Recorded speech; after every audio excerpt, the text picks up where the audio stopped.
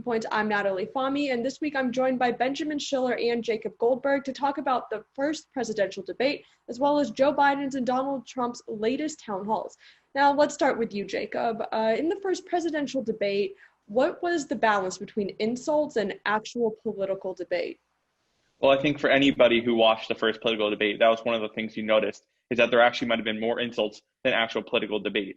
They both came out as the aggressors. They were constantly bulldozing the moderator, Chris Wallace. Biden even told Trump to shut up at one point after being annoyed with all the interrupting.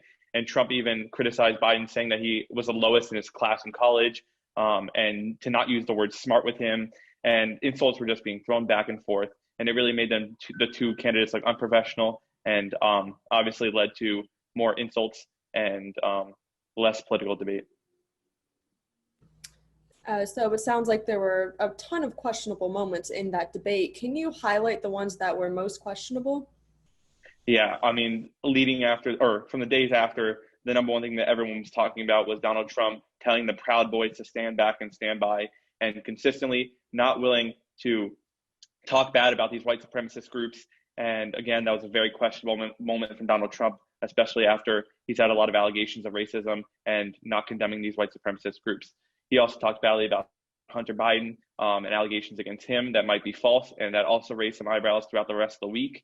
And for Joe Biden, not really much there, but obviously to shut up to the president was pretty questionable, and saying that you are the worst president we ever had during the debate definitely was eye-catching. All right, and it seems like there was a pretty fair balance between both of them in terms of notable moments, but who would you say won this debate? I mean, that is the question that everyone always asks the night after, and obviously the morning after. And for me, I really think both candidates lost this debate. I mean, there was more insults than actual political debate, and the real losers in this were the American people, because they weren't able to hear the points from the candidates and really make an educated decision for the voting. Because if you don't know what either candidate stand for, how are you going to make an educated guess and an educated decision when it comes to the polls on November 3rd? So really, in my opinion, nobody won this debate. So you just said, no one won this debate. You weren't really able to hear a lot about what the candidates were trying to talk about, but were there any good takeaways at all from this first debate?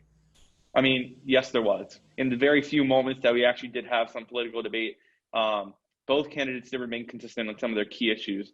For example, Biden remained steady on his stance that even when he was being interrupted on it, that he will only raise the taxes on people making over $400,000, and trying to protect people with pre-existing conditions under Obamacare, and obviously trying to keep private health insurance from obviously getting rid of people with pre-existing conditions. That was a big point for Biden. He stayed consistent on it.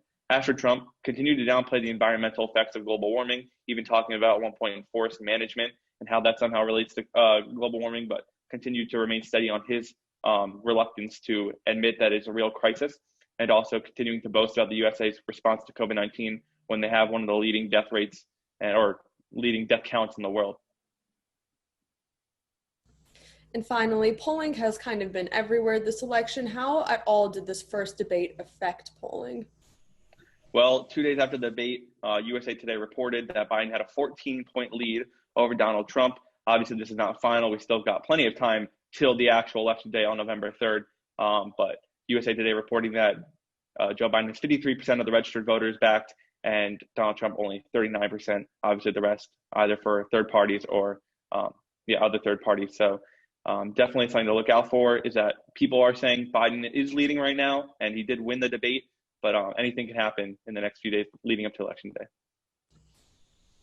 Okay, now Benjamin, let's transition to you and the two town halls that took place instead of the second presidential debate.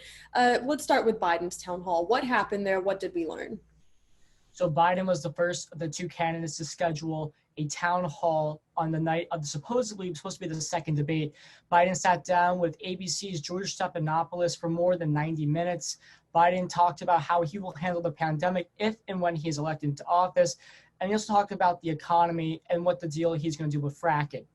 Biden also talked about how he would not commit on whether he will pack the court. That is, of course, one of the attempts to kind of defame the Biden campaign from the Trump side of the aisle. So Biden would not commit if he was going to pack the courts or not. Okay, and then conversely, can you tell us a little bit about Trump's town hall, and what we learned there? The president played defense the entire evening with Savannah Guthrie of NBC. Trump would not denounce the conspiracy theorist group QAnon and would not condemn the Proud Boys white supremacist group that he talked about in the prior debate. Trump, on the other hand, was dodging questions from the moderator. Trump would not talk about how he has not taken responsibility for more than 200,000 deaths during the coronavirus pandemic across the United States. All right, and since both these town halls were held on different networks but at the same exact time, can you tell me who won in terms of viewership, who had the most viewership? And this comes out of a surprise for anybody. The Biden campaign reported that they had 14 million viewers on the ABC town hall. On the other side of things, the Trump town hall had less than 11 million viewers across the 3 platforms of the NBC cable network program. So this just shocks a lot of people that Biden had 3 million more viewers than Trump did on October 15th. All right, and finally, looking ahead, we just had the third and final presidential debate. What's next for them? What can we expect from them on the campaign trail moving forward less than 2 weeks from the election? Trump and Biden are having 2 complete opposite type of campaign events. The Trump campaign is hosting these large outdoor rallies, often with maskless guests, and there's more than 5,000 people crowded on an airport runway supporting their president. On the other hand, the Biden campaign is hosting these drive-in rallies, and a lot of the surrogates, such as President Barack Obama, have been hitting the campaign trail for the Biden campaign within the past week. So as you can see, the Trump campaign is having these large rallies that are considered to be kind of super spreader events, even though the president now considers himself to be immune from the virus, while the Biden campaign is having roughly 100 cars of guests sitting in their cars. Trump and Biden have been campaigning in the recent weeks in battleground states. They've both been taking multiple trips to Florida and Pennsylvania. Biden actually did not campaign last week as he was preparing for the third debate, which took place last night. All right, Benjamin, Jacob, thank you so much for joining us on the webisode edition of Talking Points. That's all the time we have for today. I'm Natalie Fahmy.